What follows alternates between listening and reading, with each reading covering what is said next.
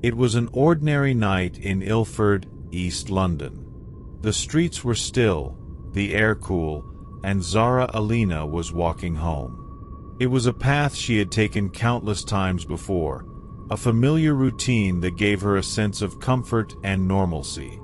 Zara, a 35-year-old law graduate with a bright future ahead of her, was loved by everyone who knew her. She was ambitious, kind, and fiercely determined to make a difference in the world. But on this particular night, as she walked through the quiet streets, something sinister was waiting. In the shadows, a predator lurked. A man whose freedom was a mistake. A man who had no right to be out among the public. His name was Jordan McSweeney, and Zara was about to cross his path. McSweeney wasn't an unknown entity. Far from it. His past was littered with violent offenses. He had been labeled a danger to women, someone whose actions had already caused harm to others. And yet he was free. Free to walk these streets. Free to follow Zara. Free to change her life forever. As Zara's steps echoed against the pavement, she had no idea what awaited her. No idea that this walk home would be her last. What happened that night wasn't just a random act of violence. It was the result of a series of catastrophic failures. Failures that allowed a man like McSweeney to slip through the cracks of the justice system. Failures that left Zara exposed to unimaginable danger. How does a man with a history like McSweeney's get released? How were the red flags ignored, the warnings unheeded, and the systems meant to protect people like Zara so disastrously ineffective? How did her life, her dreams, and her future become the price of these failures? This is Vic's Veil of Justice, where we uncover the stories behind the headlines.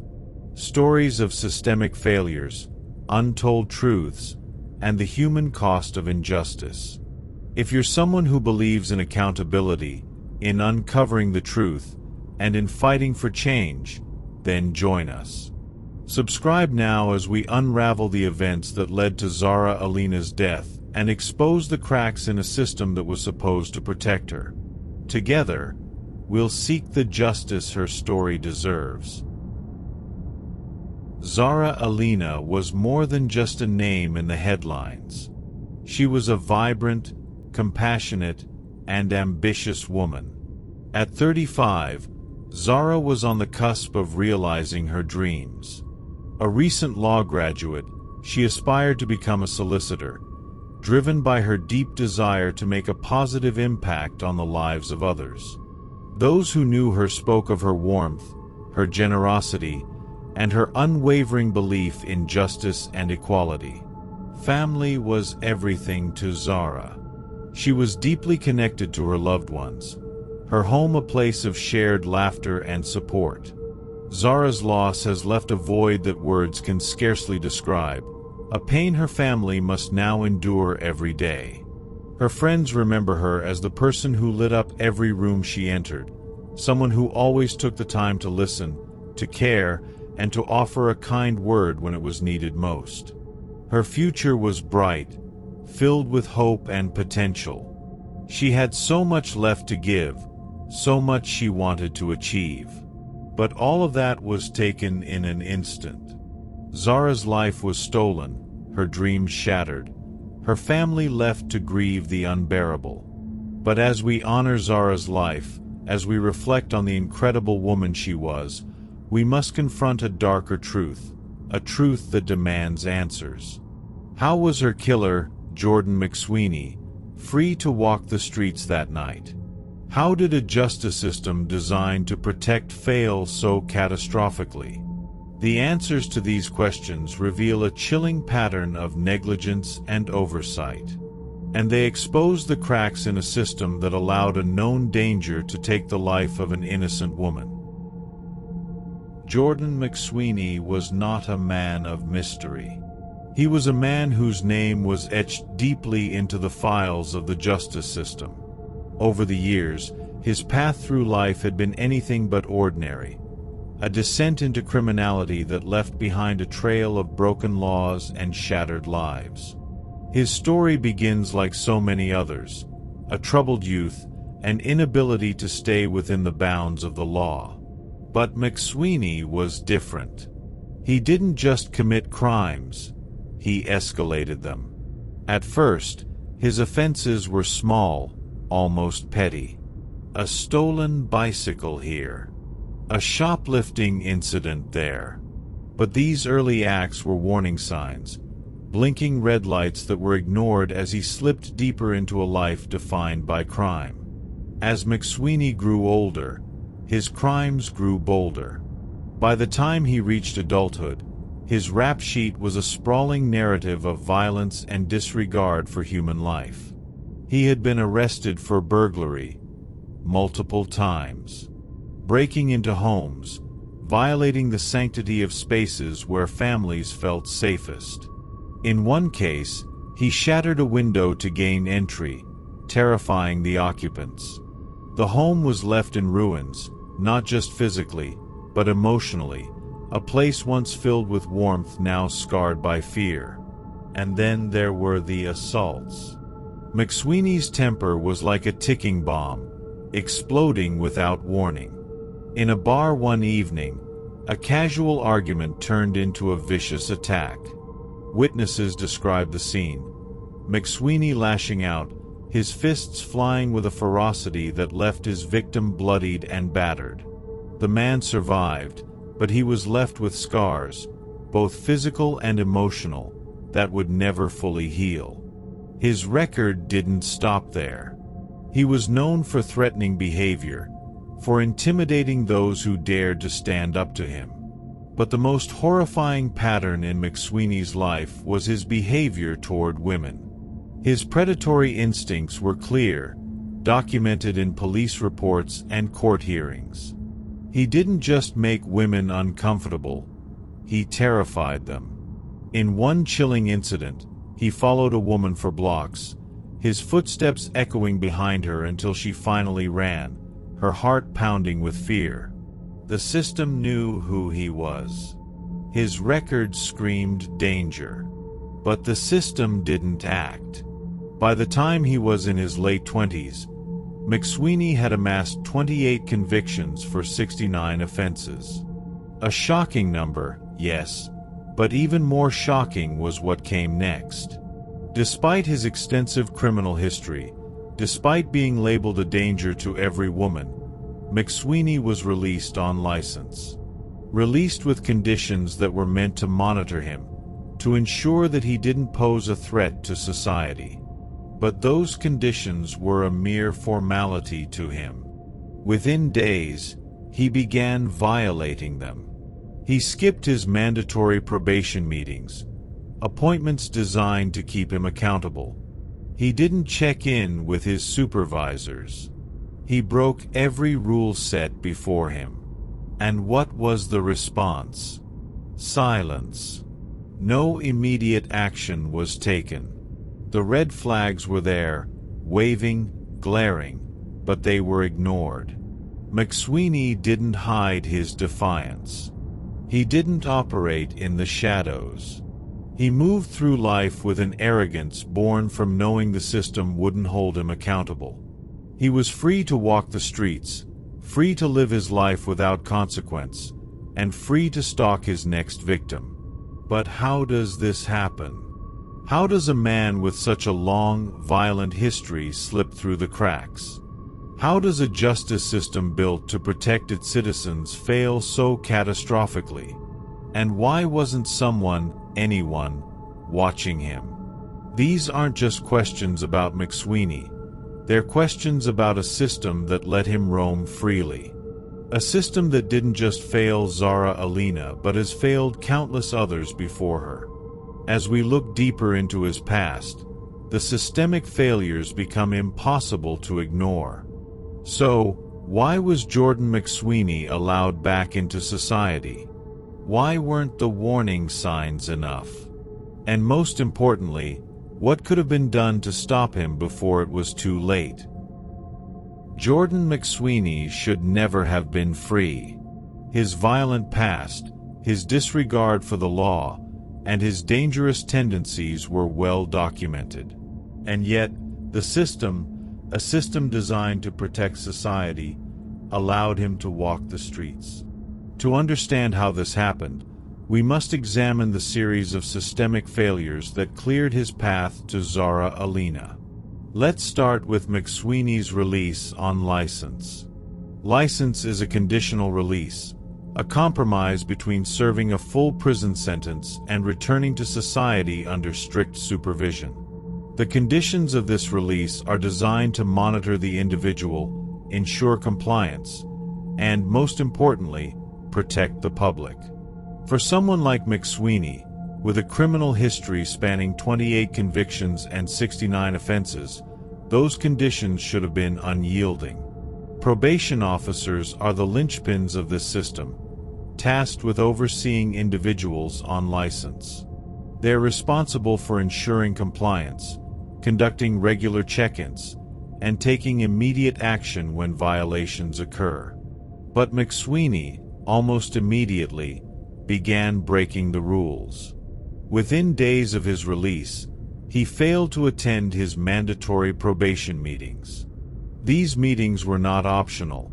They were a cornerstone of his conditional freedom, a chance for authorities to track his movements, assess his behavior, and intervene if necessary. When he skipped those meetings, alarm bells should have rung. He should have been recalled to prison without hesitation. But no action was taken. This isn't just negligence, it's a glaring failure of oversight. McSweeney's violations were not minor infractions. They were blatant defiance of the system meant to monitor him. Yet, his actions went unchecked. The cracks in the system widened, and McSweeney slipped through them with ease. But probation oversight wasn't the only failure. Communication breakdowns between agencies played an equally devastating role. The justice system is a complex network of interconnected parts: police, probation officers, courts, and correctional facilities, all working together to enforce the law and protect the public. In theory, this network should operate seamlessly, with information flowing freely between agencies to ensure no detail is missed. In practice, however, the reality is far different. McSweeney's case exposed just how fractured this network can be. The probation service was aware of his violations. They had the data, the records, the evidence. But that information was never acted upon in time. Why? Because of poor coordination between agencies. Communication was slow, inconsistent, and ineffective. The system designed to catch individuals like McSweeney failed to connect the dots. And so, he remained free, unchecked, and unmonitored. To make matters worse, this breakdown in communication was exacerbated by resource shortages. Probation officers are the front line of public safety, yet they are often overburdened with caseloads that far exceed their capacity. In McSweeney's case, his violations may have been flagged, but with hundreds of other cases to manage, those flags were buried under a mountain of paperwork and competing priorities. Overwhelmed and under-resourced, probation officers lacked the tools, the time, and the manpower to act swiftly. The result? A dangerous man, one who had demonstrated time and again his willingness to harm others, was allowed to move freely among the public. The system didn't just fail, it collapsed under its own weight, leaving individuals like McSweeney to exploit its weaknesses. Each of these failures, oversight, communication, and resources, might seem isolated. But together, they form a catastrophic chain of events. A chain that didn't just allow McSweeney's release but actively enabled his continued defiance. He wasn't a ghost slipping through the shadows. He was a known entity, a documented threat, walking openly through the cracks of a broken system. These failures alone were shocking. But what happened next revealed the devastating consequences of this collapse. A failure to act on warning signs didn't just put Zara Alina in danger, it sealed her fate. And the cost of these systemic shortcomings would soon become painfully clear. Saturday, June 25, 2022, was an ordinary summer evening for Zara Alina. She had spent the night enjoying the company of close friends, laughter and conversation filling the air. Zara was someone who cherished these moments, a chance to unwind, to connect, to simply live. As the night wound down, Zara decided to walk home. It was something she had done countless times before. The streets of Ilford, her neighborhood, were familiar, almost comforting. She felt safe. But she wasn't safe. Not on this night. As Zara said her goodbyes and stepped onto the quiet streets, a predator was already lurking. Jordan McSweeney had been stalking the area that night, moving through the shadows with a chilling purpose. Earlier in the evening, McSweeney had been seen prowling around local bars, watching, waiting. Witnesses would later recall his unsettling presence, his eyes scanning the crowd like a hunter searching for prey. Zara had no way of knowing that she was being followed. No way of sensing the danger creeping closer with every step. Her mind was likely on the night she just enjoyed, the plan she had for the future, the life she was building.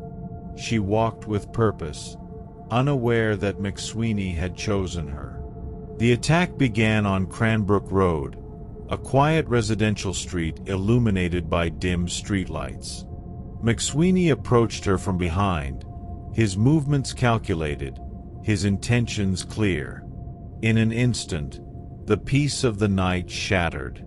Zara was thrown to the ground, her body pinned under McSweeney's weight. He unleashed his violence with brutal force, attacking her in a manner so savage it defies comprehension. Zara fought. She fought for her life, for her future, for the people she loved. But McSweeney's assault was relentless, fueled by the unchecked aggression that had defined his life. Nearby residents heard the commotion, heard Zara's cries for help, but by the time they reached the scene, it was too late. McSweeney had fled into the darkness, leaving Zara battered and dying on the pavement. This moment, this horrific act, was the culmination of McSweeney's violent history. A history that had been ignored, dismissed, and ultimately enabled by a broken system. A history that could have, and should have, ended long before it reached Zara. As the first responders arrived, Zara's injuries were severe. She was rushed to the hospital, but despite the efforts of medical staff, she succumbed to her wounds in the early hours of Sunday morning. The vibrant, ambitious woman who had spent her evening surrounded by love and laughter was now gone. And as we reflect on that night, we are left with questions. Could this have been prevented? Should McSweeney have ever been free to walk those streets? And what would it have taken for the system to act before it was too late? At this point, what do you think could have stopped him? Share your thoughts in the comments below. Your voice matters in the fight for justice. In the hours following Zara Alina's brutal attack, the quiet streets of Ilford were transformed into the center of a homicide investigation. Residents who had heard the commotion and attempted to intervene became key witnesses, providing police with crucial details about the attacker's appearance and actions. Among these details was a chilling description of a man fleeing the scene, a man who would later be identified as Jordan McSweeney. The investigation moved swiftly. Within hours, officers combed through CCTV footage from the area, piecing together McSweeney's movements on that fateful night. The footage showed him stalking Zara, following her along Cranbrook Road with a calculated and sinister intent. This evidence, combined with eyewitness accounts, painted a clear picture of the events leading up to the attack. McSweeney was identified almost immediately. His extensive criminal record and status as a known offender made him a familiar figure to law enforcement. Just 36 hours after Zara's death, McSweeney was arrested at a caravan park in Dagenham, where he had been hiding.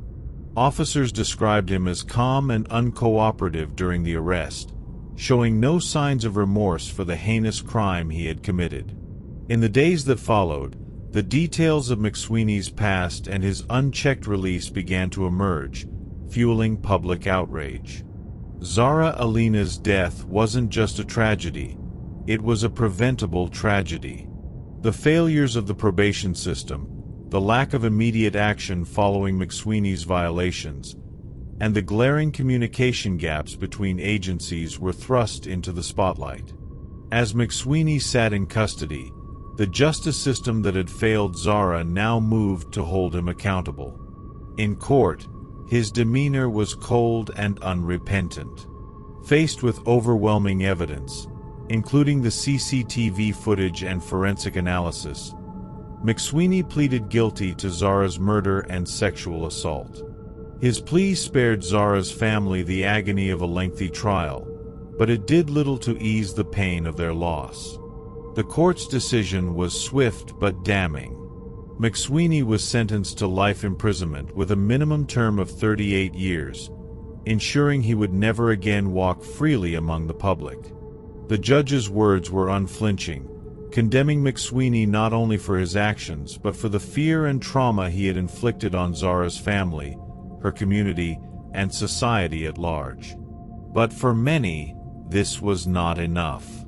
Zara's death sparked a wave of public outcry, with her family and activists demanding accountability from the systems that had allowed McSweeney to remain free. The investigation into the systemic failures surrounding his release exposed a series of critical errors. Probation officers overwhelmed with caseloads, delays in recalling McSweeney to prison, and a lack of interagency coordination. Zara Alina's name became a rallying cry, a symbol of a justice system in desperate need of reform. Vigils were held across the country, with candles lit not just in memory of Zara, but as a beacon of hope for change. Her family, devastated but determined, vowed to ensure that her death would not be in vain. But as we look back on Zara's case, one question lingers. Will her story lead to real change, or will her tragedy become just another statistic? The answer lies in what we, as a society, choose to do next. Zara Alina's death was more than just a tragic loss. It was a catastrophic failure of the very systems designed to protect us. A failure to monitor a man whose violent history was well documented. A failure to act when he blatantly violated the conditions of his release. And ultimately, a failure that cost a vibrant, compassionate woman her life. Her story is more than a heartbreaking headline. It is a call to action. A call for justice reform. A call for accountability. And a call to ensure that no one else suffers the same fate because of systemic negligence. Tonight, we've uncovered Jordan McSweeney's violent history. 28 convictions, 69 offenses, and a documented pattern of escalating aggression. We've examined the systemic failures that led to his release, the probation oversights, communication breakdowns, and resource shortages that allowed him to slip through the cracks. And we've witnessed the devastating consequences of these lapses, a preventable tragedy that ended the life of a woman with so much more to give. But Zara's story doesn't have to end here. Her legacy can be one of change, of reform, of holding systems accountable so that no other family has to endure what hers has. If you found this story as important and heartbreaking as we did, don't forget to like this video, share it with others, and subscribe to Vic's Veil of Justice. Together, we can shine a light on the truth, demand better from those in power, and ensure that Zara's voice, and the voices of so many others, are never forgotten. Thank you for watching.